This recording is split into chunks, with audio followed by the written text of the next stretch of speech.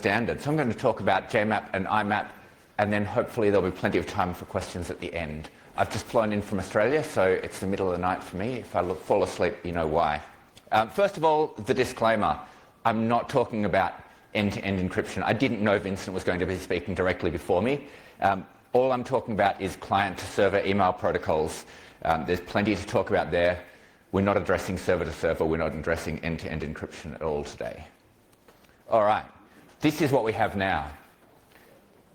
Not many people using POP3 anymore. Open standards, it's pretty much IMAP plus extensions, including vendor-specific extensions, and CalDAV, LDAP, bunch of other standards for things that are not email. Microsoft have 3 protocols of their very own. Gmail have their own proprietary protocol. There's a bunch of custom protocols for accessing email because IMAP's kind of miserable to use in today's world. So, along came JMAP.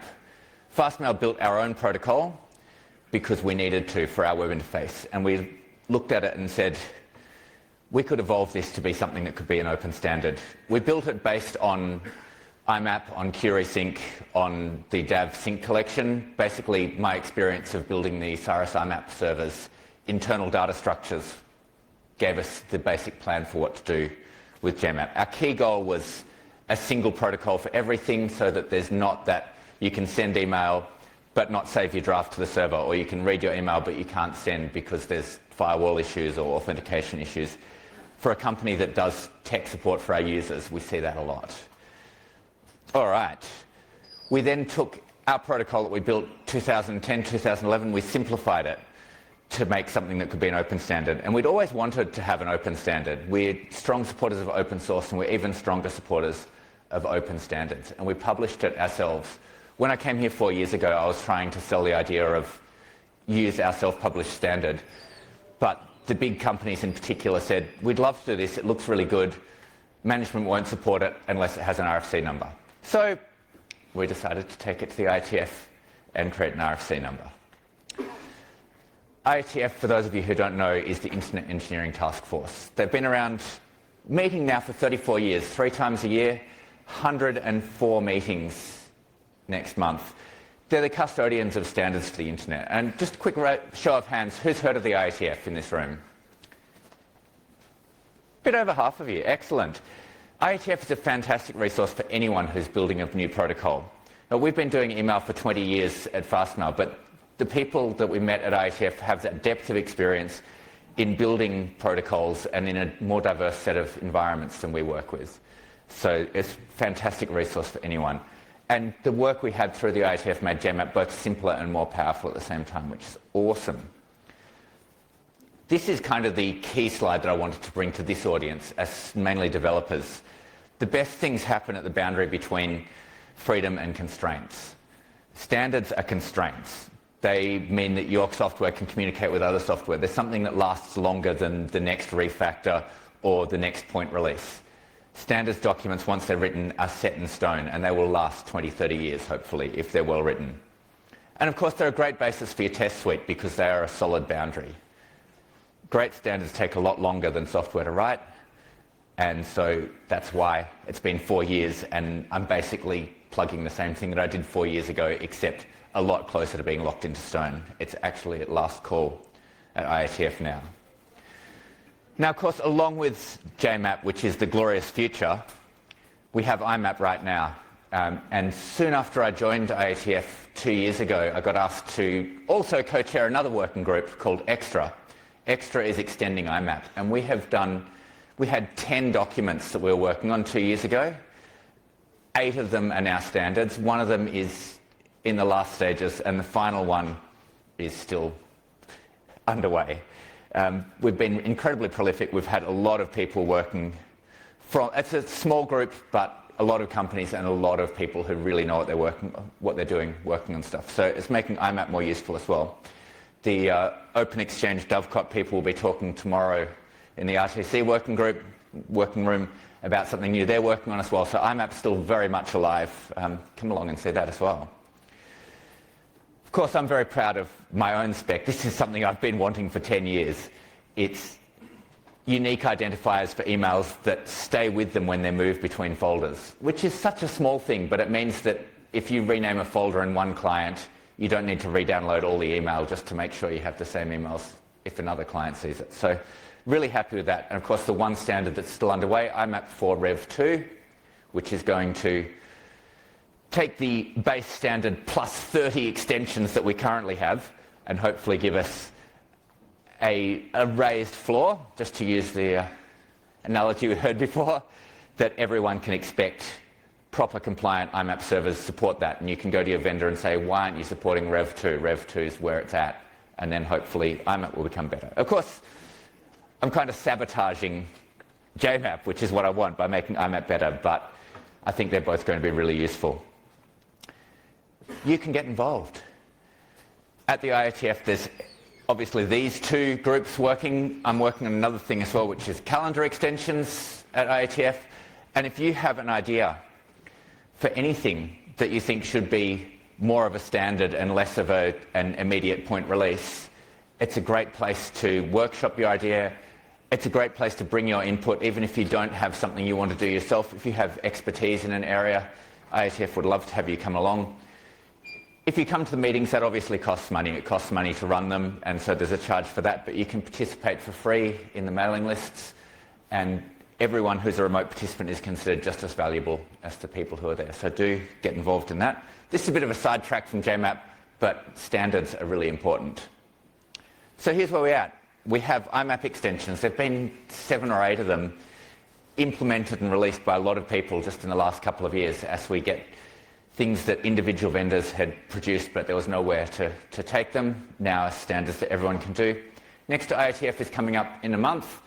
The first 2 days, the Saturday, Sunday, are a hackathon. So if you want to work on any email standard, I'll be there hacking away on something JMAP related. I'm sure there'll be other people come and sit around with us and have a hackathon. And then the meeting during the week is where we'll actually talk about the standards work. I'm off to CalConnect, which is another standards body, next week to talk about calendaring. We're meeting in Zurich at the Google offices there, and we'll be talking about extensions to calendaring standards. One of the things we're working on there is a JSON calendar format that we can then add to JMAP calendars. And of course, jmap.io is the site that we've been using to keep track of the work on the standards itself. You can play with JMAP right now. Cyrus IMAP server has very complete support. We run that at Fastmail for our production systems. And of course, if you sign up for a Fastmail trial account, you can play with JMAP in the browser. There's no time in a 15-minute talk to show you the protocol dumps over the wire, but you can open up your browser's protocol dumps and you can see exactly what's happening with our client, web client, talking to a real JMAP server. Sadly, the proxy is out of date. I had hoped to get it up to date this week, but I'm going to be hacking on that a lot next week during CalConnect, and then a few days after that I'm staying here in Europe with one of our other developers and working solidly on getting some of the Perl stuff up to date as well. And that's all I've got for my talk. Thank you very much. Lots of links here. Any questions? Thank you very much. Right in the middle. Oh, why is it always in the middle? I'm going to run to you with the microphone so the people in the live stream can hear as well what the question is. Can you raise your hand? Yes.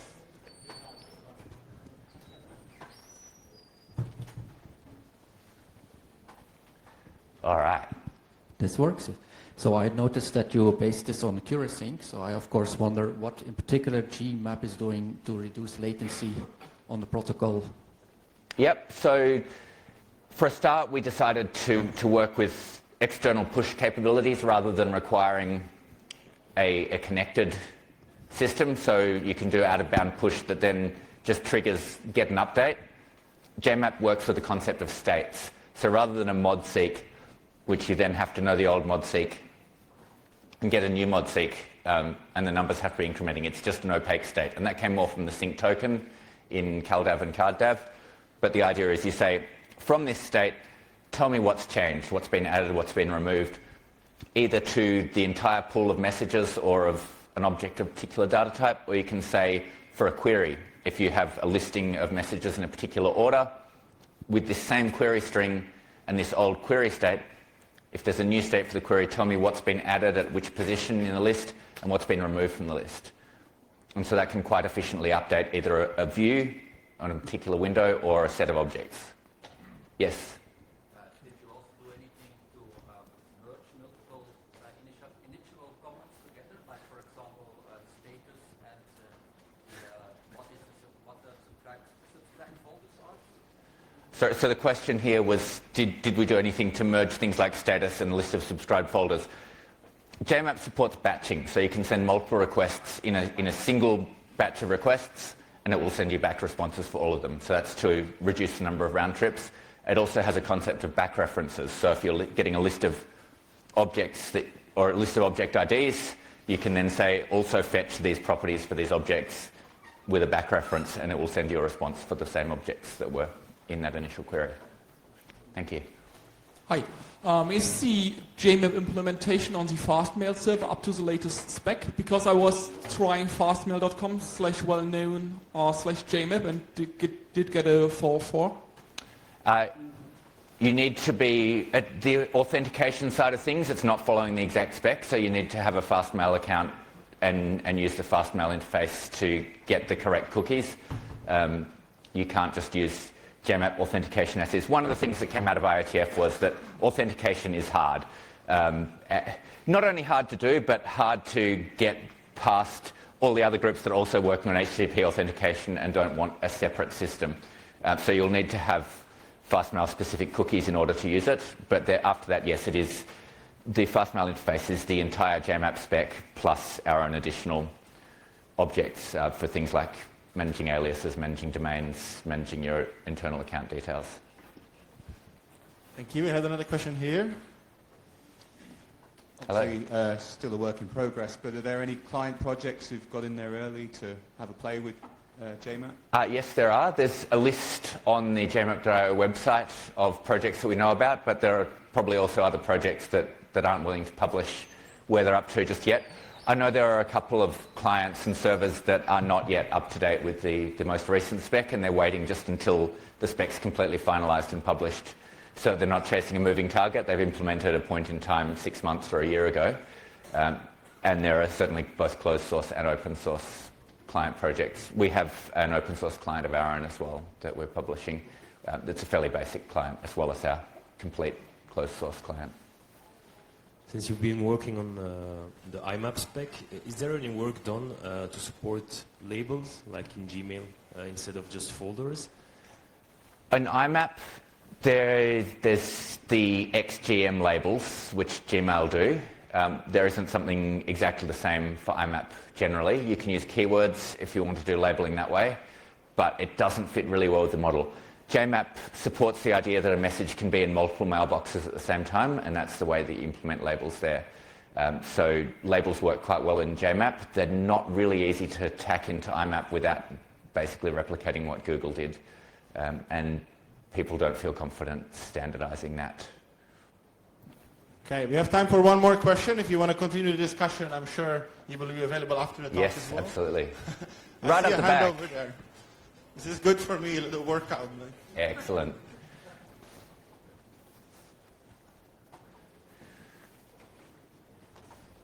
So I see Cyrus IMAP on the list. What about Dovecot? Good question. Dovecot say they're interested. I see some smiles in the middle of the room here. Dovecot say they're interested in implementing JMAP, but I have not heard where they're up to yet. Do you want to? As a true product manager, I can't tell you. It's on the roadmap. The response is, as a true project manager, I can't tell you it's on the roadmap. It'll be done by Christmas. We don't know which year. Okay, thank you very much. Give a warm applause. Thank you, everybody. A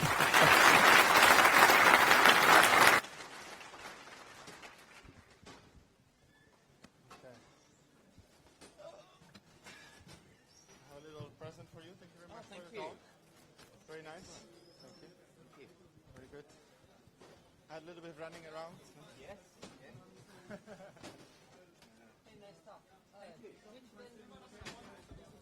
Okay, since we have a lot of people coming and leaving the room, may I ask you to go as much to the middle as possible once you sit down. Make sure there's no empty seats next to you, just so we have a seat for everyone that wants to enter. Okay.